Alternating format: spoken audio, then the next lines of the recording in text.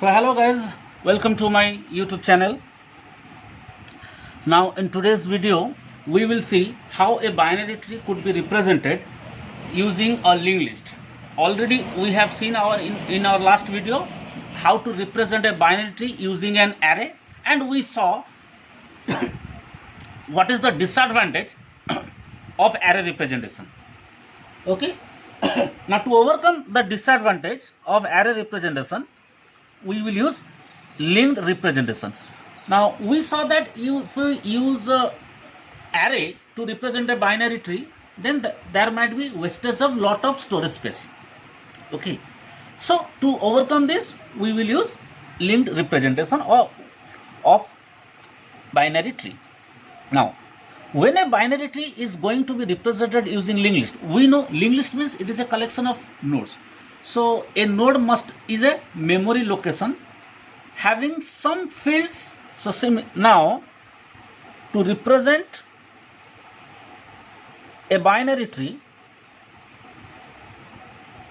using a linked list, we need to define structure to represent a node, to represent a single node. Okay, so what is the structures of a single node? See, when we learn linked list, we saw that every node must have info part and must have a link part, which is a pointer field. Okay, so that it can point to next node. But now in a linked list, now in a tree, what should be the structure of a single node? So the structure of a single node should be like this. This is a structure. There must be an info part. So this is what data. This is where we can store data in the info part.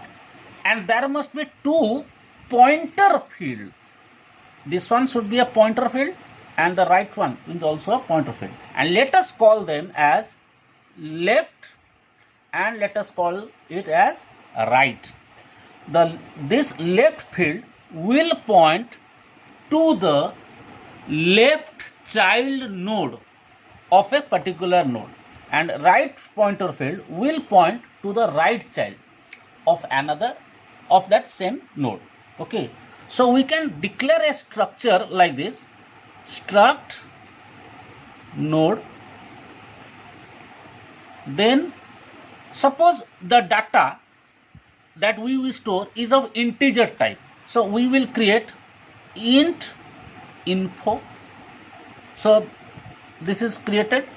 Then we need a pointer field, two pointer field, and because these two pointer field will point to a different node, so therefore the data type of those pointer field must also be struct node asterisk left underscore ch. Left ch means left child. We also need another pointer field, struct node asterisk right underscore ch. So this is called right child. Okay, this is the structure that we should declare. And other than this structure, we also need a separate pointer variable. We need a pointer variable which shall points or contain address points to the root node, because root node is our starting node in my tree. Just like we use a pointer variable start to represent a linked list, here we will use a pointer variable root. So struct node asterisk root. Okay, it is a pointer variable and it should be initialized with null when the tree is empty. Okay, when tree is empty. The moment we started inserting our nodes in a tree, the variable root will point to the first node or the root node. Okay. So let me give you an example. Suppose we have some data like this: 15, 8, then we have 10, let's say 20, this is, let's say, 16. Now 10 has right child only and contains data 17, and 16 has left child, let's say it is 19, and it is 21, and 17 has let's say left child as well as right child, 30 and 22. Okay, now we will see how this tree can be represented using linked list. Before that, let me tell you one thing. If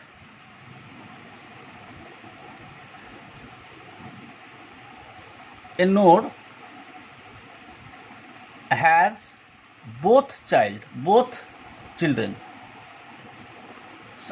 okay, when a node have both children, see, 15 is a node, it has both the children 8 and 10. Now to represent 15 we need a structure, so we need a node structure, and there will be 3 parts. So how this single node can be represented, let me tell you. 15 will be stored in info part, and left child as well as right child. Left child will contain an address and right child will contain an address. Left child will point address of 8, right child will contain address of 10. Okay, so if a node has both children, then both of its pointer field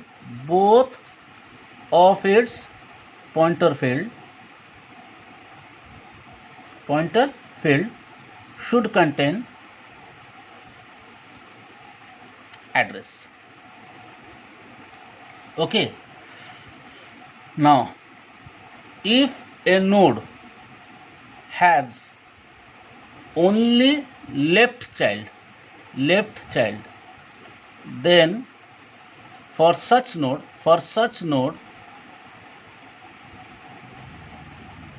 right underscore ch pointer field should be null. Okay, if a node has a left child only, then its right child pointer field should be null, and the vice versa. Vice versa means if a node does have only right child, then its left pointer field should be null. The leaf node contains a null value in both of its pointer field. So every node has a 3 field. One is info field and then 2 pointer fields. So for a leaf node, only info field contains data and its pointer field must contain null value to represent that the node doesn't have any children. Now let me tell you how this entire tree could be represented in the memory using a linked list. Okay, so there must be a variable called root which will point to the first node. Let's say this is our first node. Okay, and address of this node is 100. So the root node should contain 100. It has 3 parts. One is info part, second one is left child, third one is right child. The info part should contain 15. Okay, the left child pointer should contain address of its left child.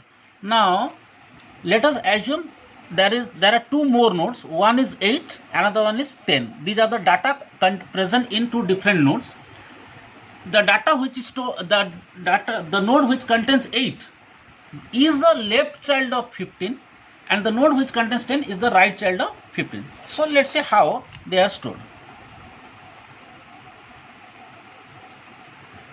Let's say its address is 300 and here the data is 8. So in the root node this will contain 300 to point to this node. And here, let's say there is another node which contains 10, and address is, let's say, 500. So it will contain 500. So it points to this. So these are the addresses. Okay. Now 8 has two children. One is 20, another one is 16. So these two children must be represent two different nodes. So one is 20. The info part is 20. Okay. Let's say its address is 700. So this the data value stored here is 700. Okay. Now there is one more node which contains data 16 in its info part, and its address is 800. So this is 800. Okay. Now 20 is my leaf node. See, 20 is my leaf node. It doesn't have any children. Therefore, the left and right pointer of 20 both contain null value. So null value means, let us assign n. N stands for null. N stands for null. N-U-L-L actually. Okay, I do not have any space left, so I cannot write complete N-U-L-L within this short space. So N means null. Okay. So they do not have any children. Now what about 16? 16 has again two children. One is 19, one is 21. So now 19, another children is 21. Let's say its address is 200. So it will contain 200. Okay. And its address is, let's say, 450. So 450. So point to this. Now these two are leaf node. So their left child and right child contains null. Okay. So means these are the leaf node. Now let us talk about 10. Now the node 10 does have only right child. They do not have any left child. So what happens? This will contain n. It's null. And its right child contains 17. So there will be a new node.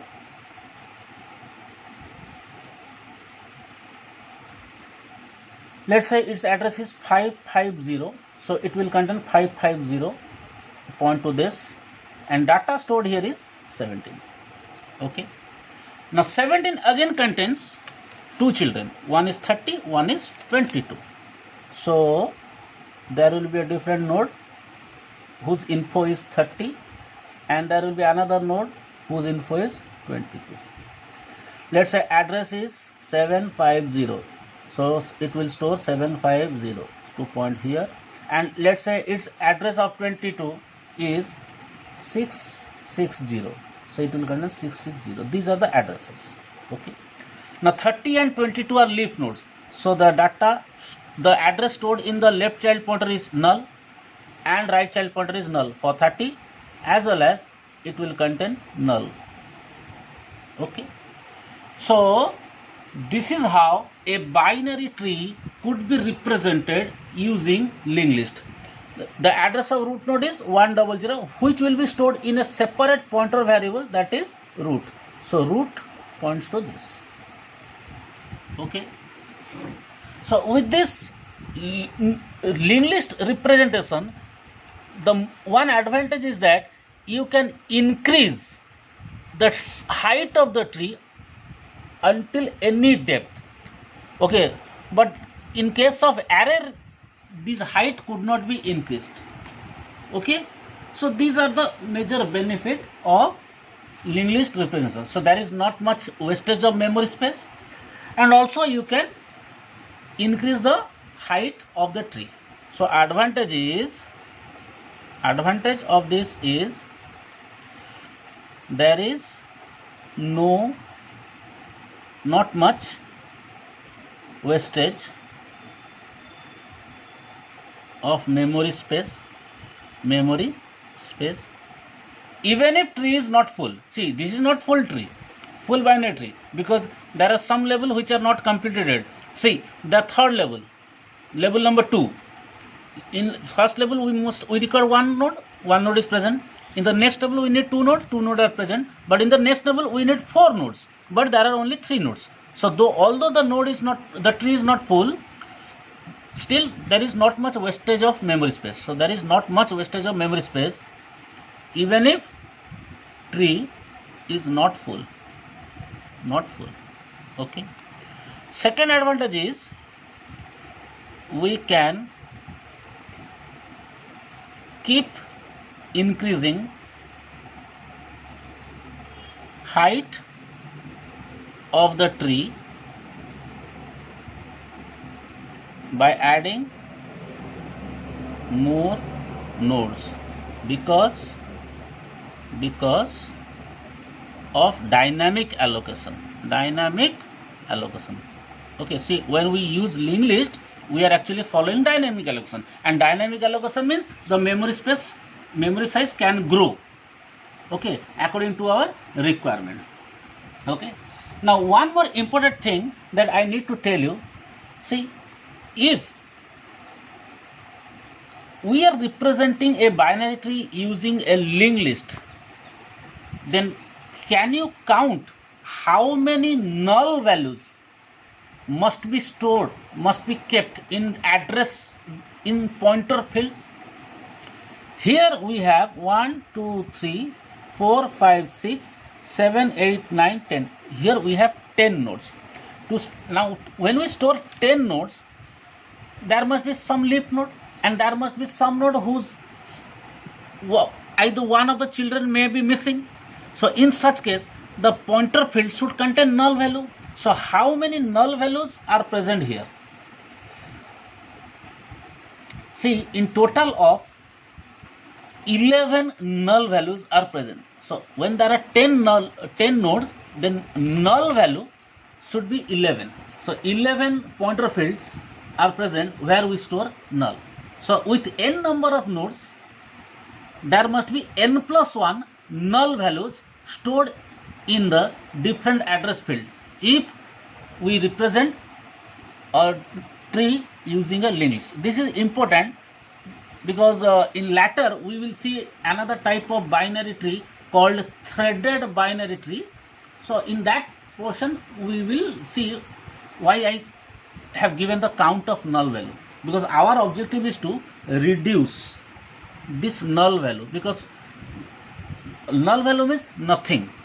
Okay, since still it is a leaf node and we are storing null value, so it will